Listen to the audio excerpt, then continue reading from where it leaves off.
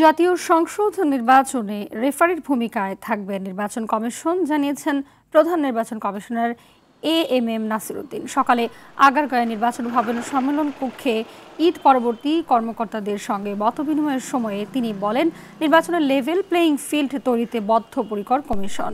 জাতীয় সংসদ নির্বাচনের প্রস্তুতি এগিয়ে নিয়ে যাচ্ছে নির্বাচন কমিশন, জানান সিইসি।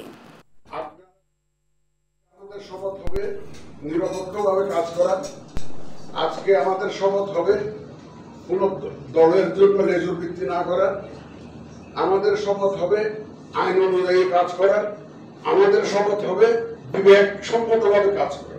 আমাদের দায়িত্ব হবে একটা লেভেল প্লেইং ফিল্ড তৈরি করে দেওয়া। সেটা আমরা করার জন্য আমরা বদ্ধপরিকর।